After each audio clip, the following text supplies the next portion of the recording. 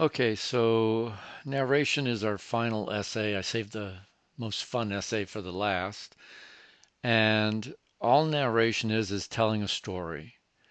So once upon a time, just a regular story. Now, my narration requirements are a little bit different than it would be for some other composition class, as I'm going to teach this more as a creative writing narration. So pay attention because there are requirements that are not going to be required for you if you're in some other comp class. All right, so even though it's a different type of essay than we've done before, you still fulfill one or more of the four purposes, and I would say at least two. Uh, so those are to inform, to persuade, to entertain, and to express yourself. I'd say with a narration essay, you could probably do all four. You're probably going to do at least entertain and express yourself. So in college, all history papers are narration papers. I mean, you're telling about what happened during a specific time in history. It is a narration, and a decent history class should be exciting because of that. Uh, Human history is fascinating if it's told like a novel. In sociology, you could always say within your sociology paper, narrate how the study was actually conducted.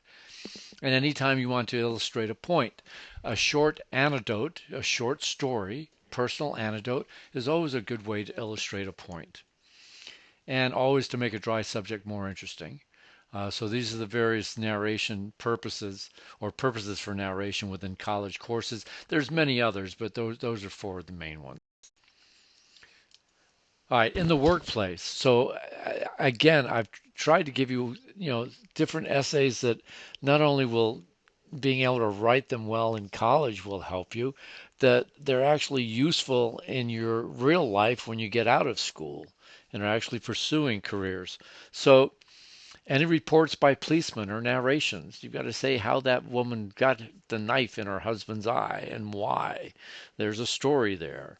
An insurance adjuster trying to explain why somebody should be given the money for the tree that went through their window. Nurses explaining what happened when somebody came in with their arm, the bone of their arm going through their flesh. And then supervisors explaining why you had to fire somebody. These are all narrations, and if they're done well, it makes for a more interesting report. Also, if any of you ever seen Shark Tank, I put this down because when I was working in Silicon Valley, they did a news special on angel investors, who are the investors people go to ask for money to start a company that there is no company yet. And when they pitched those new company to investors, the ones who did the best job storytelling as to how the company was going to work and be successful are the ones that tended to get the money. If you should ever watch an episode of Shark Tank, it tends to be the people who have the best narration, the best presentation, that at least get the investors' ear and are considered for investment. This I used to have to do. It's a boring thing to do, but you've got to do it. I'd be sent to all the conventions and conferences for our company, and I'd have to come back and write up a page and a half narration of what happened while I was there. So there are practical uses of narration. Now the details. Here's where I'm going to be a little bit different from the other comp teachers. I want a plot.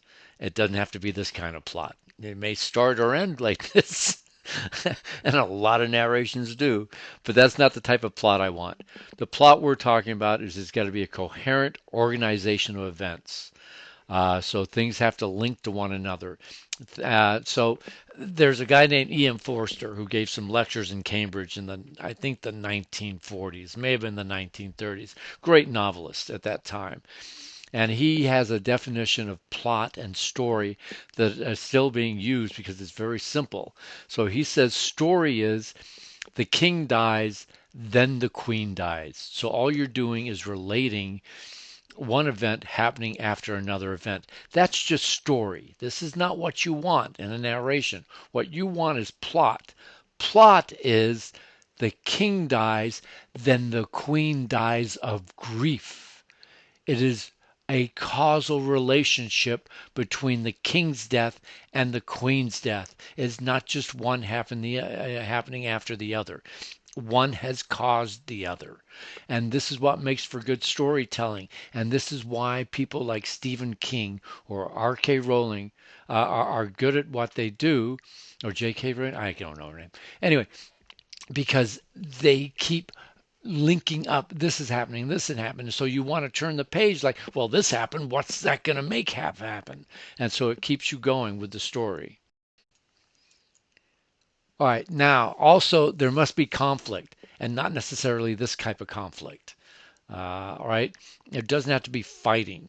So this is the other thing that I want in your narrations that other instructors may not ask for. I want conflict, and what conflict means as it relates to narration and writing stories is somebody wants something very badly and somebody is or something is keeping that person from getting what that person wants.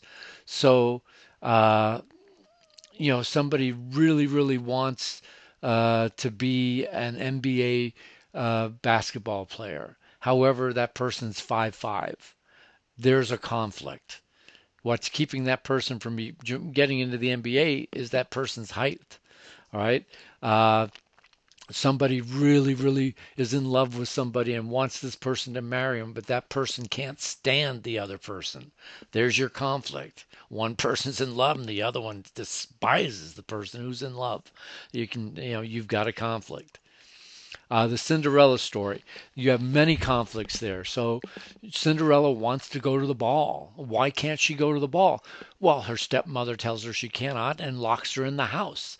There's a conflict. So then the fairy godmother shows up to help her, gets her out of the house, but now she can't go because she has nothing to wear. So the fairy godmother, there's a second conflict. The fairy godmother gets the mice to make her a lovely dress.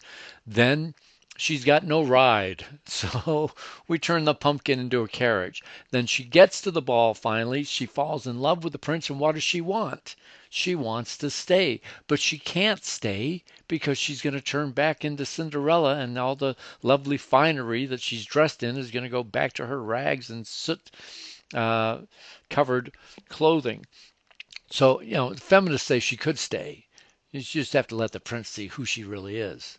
Anyway, so there's your conflicts there. And then, of course, you have a double conflict because she wants the prince wants her, and he doesn't know who she is. So he goes from house to house with the glass slipper, trying to find whose foot fits it perfectly. All right, and there must be action. So action again doesn't mean, people running around. Action is anything that keeps the story moving. So in the Cinderella story, the invitation to the ball arriving in the mail, that's action. It moves the story forward. Anything that moves the story forward. A character may have an epiphany, an awakening, a sudden realization of some truth. That would be enough action to move the story forward. So you need plot, you need conflict, and you need action. And you should try to make a point with the story, but don't worry about that. If you write a decent story, the point will be made. Don't focus too much on that. But your point then should be connected to the purpose. Now, the details of narration. You have to have supporting details. We have to be able to see, feel, taste, hear, smell different things within the story. So all the key events need to be in there. And they have to give enough details of those key events.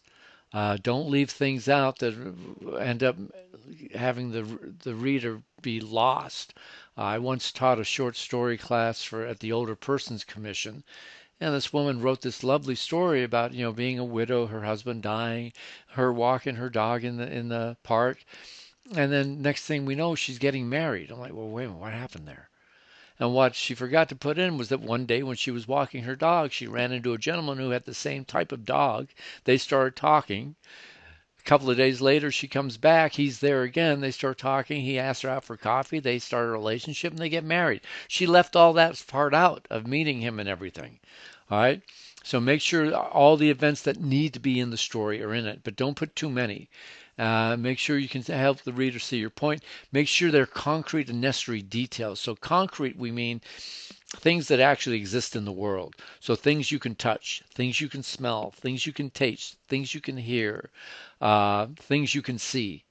All right, actual things. Love is not concrete. Nobody, you can't touch love. A tree is concrete. All right, and again, with the supporting details, you've got to ask who, what, where, when, and how. You may not need all of those, but you have to decide which ones you do need. Focus on the most important. A lot of times it may just be the who and the where. May not be much of the others. All right, and make sure you have good description.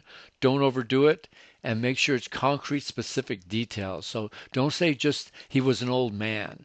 Say his hunched over posture, his rheumy eyes, his weathered, wrinkled skin, his brown, age spot hands gave him the look of an old man.